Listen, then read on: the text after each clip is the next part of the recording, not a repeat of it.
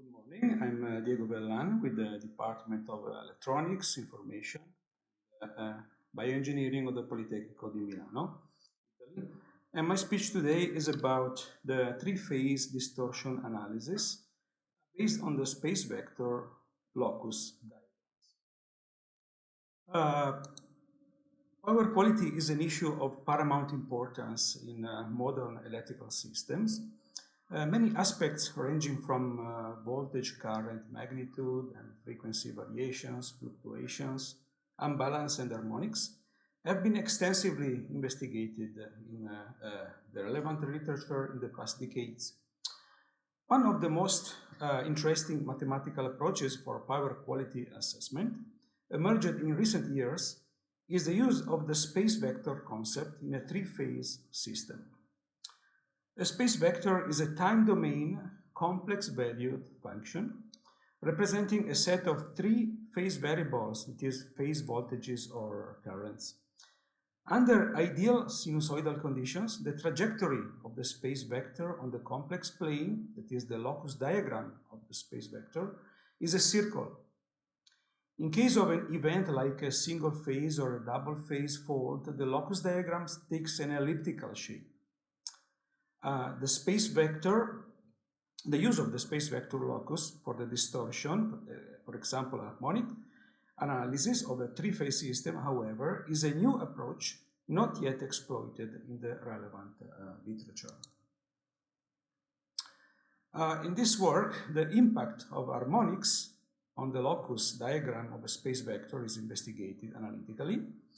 In particular, by resorting to the series expansion of space vectors, the analytical expressions for the magnitude and the phase of the space vector are derived for each harmonic component. And it is shown that the effect on the locus diagram is not related only to the harmonic order, but also to the positive or negative sequence of each harmonic, according to the well-known symmetrical component transformation. Thus, the locus diagram of a space vector can provide information about the harmonic content in a very concise way. This is a unique property because, unlike a phasor diagram, a single locus diagram can fully represent a three-phase quantity with harmonics. Let us consider the time domain phase currents I, A, B, and C at a specific point of a given three-phase system. The Clark transformation of the phase currents is defined through the orthogonal matrix T according to this expression.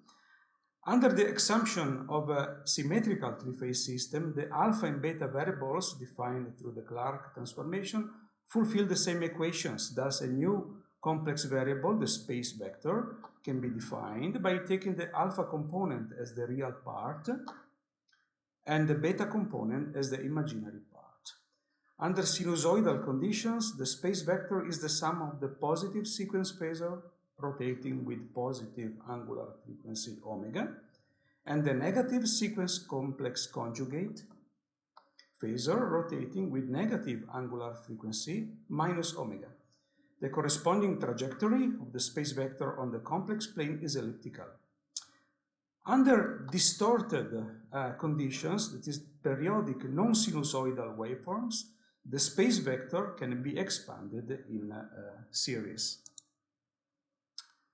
By adopting the well-known complex form of the Fourier series, we can write this expansion where the Fourier coefficients are given by this well-known formula. Notice that each frequency component provides the sum of two terms.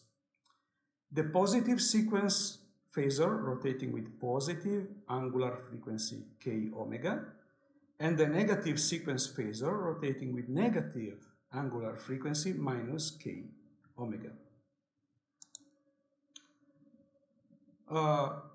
Notice that since the space vector is a complex valued function, the two Fourier coefficients, ik and I minus k, are not related by complex conjugation. Therefore, the Fourier series expansion provides a double decomposition of the space vector. The first is the conventional frequency decomposition in harmonic frequencies k omega, and the second decomposition provides for each harmonic component the sequence decomposition in a positive sequence component rotating with positive angular frequency, k omega, and the negative sequence component rotating with negative angular frequency, minus k omega. In the general case, all the frequency and sequence components can be found in the series expansion. In many applications, however, due to the phase symmetry of the three-phase system, the phase variables A, B, and C are characterized by the same distortion with t-third time shift. It means that the waveforms I, B, and C are exact replicas of the distorted waveform IA, provided that a t-third translation is introduced. Under such assumption, it can be shown that the series expansion can include only the frequency components with frequency index k, 1 plus 3m, with m equal to 0, plus minus 1, plus minus 2, and so on. Thus, according to the double decomposition outlined above, the allowed positive sequence harmonics are given by this list, I1, 4, 7, 10, and so on, whereas the allowed negative sequence harmonics are given by I minus 2, minus 5, minus 8, and so on. The simplest case is the sinusoidal non-distorted case. Indeed, when only the fundamental component I1 is present, it means that only the positive sequence component IP equal to I1 at fundamental frequency is present. The corresponding locus diagram of the space vector rotating with positive angular frequency plus omega is a circle with the radius magnitude I1. According to the assumption of symmetrical phase distortion, the next harmonic component is I minus 2. That is a negative sequence complex conjugate phasor rotating with negative angular frequency minus 2 omega. The resulting space vector is the sum of the two rotating phasors. Notice that in terms of relative rotation, the second harmonic phasor is rotating with angular frequency minus 3 omega with respect to the fundamental frequency phasor. The two rotating phasors and the resulting space vector are depicted on the left side. By using the well-known cosine rule, the magnitude of the space vector can be readily evaluated in the normalized expression. Notice the term 3 omega is due to the relative angular frequency between the rotating phasors I1 and I minus 2. Indeed, as far as the next harmonic is considered, it is the rotating positive sequence phasor I4 from the figure on the right side, and by using the cosine rule, we obtain a similar expression. The above results can be generalized to the contribution of any harmonic. Indeed, by considering the allowed harmonic indices are given by k equal 1 plus 3m, the corresponding normalized absolute value of the space vector is given by this equation. Although the time behavior of the space vector magnitude is the same from the two figures before, it is apparent that the space vector phase phi of t is different in the two cases. By using the sine rule, we obtain the phase in the two cases and the general expression for any harmonic. Now, as a first example, let us consider phase currents, including fundamental and second harmonic component. The locus diagram is represented by the black line. Notice that the three lobes, 1, 2, 3 lobes, due to the relative angular frequency 3 omega between the fundamental and the negative sequence second harmonic. Moreover, notice that the sharp behavior, the sharp shape of the three lobes due to the fact that the two rotating phasors rotate in the opposite direction.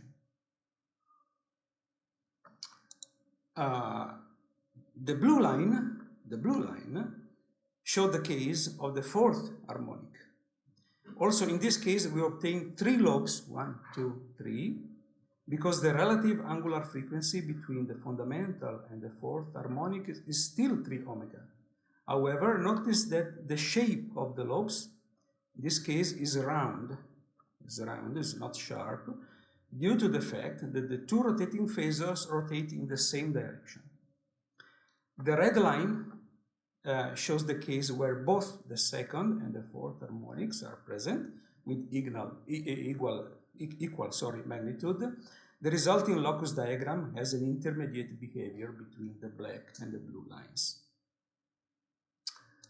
The second example is related to the case of fifth and seventh harmonic. In particular, the black line correspond to the case of fifth harmonic. Notice that since in this case the relative angular frequency between the fundamental and the negative sequence fifth harmonic is 6 times omega, the number of lobes is 6 lobes. Also in this case, the sharp shape of the lobes can be observed due to the fact that the two rotating phasors rotate in the opposite direction. On the contrary, when the seventh harmonic is considered, the blue line, the 6 lobes have a round shape because of the two rotating phasors rotate in the same direction.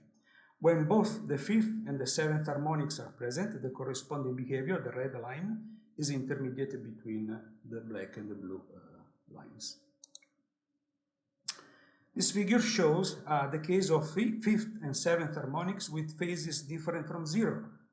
Notice that the locus diagrams show the same shapes and the simple rotation with respect to the previous figure due to the phases different from 0, but the shapes is exactly the same.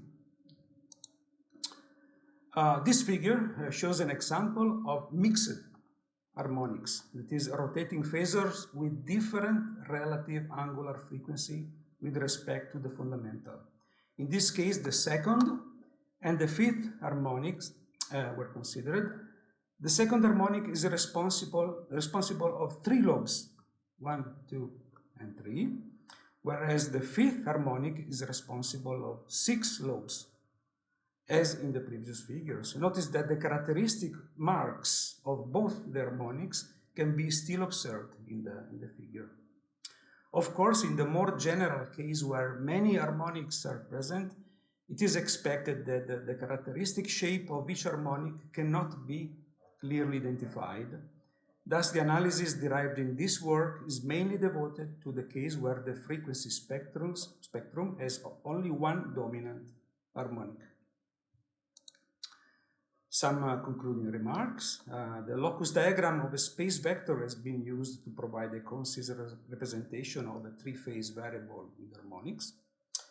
It has been shown that the number of lobes of the diagram is related to the harmonic order, whereas the shape of the lobes is related to the positive or negative sequence of the harmonic. Future work will be devoted to further investigate the analytical properties of locus diagrams with particular focus on the case of superposition of harmonics with similar magnitude. Thank you for your attention.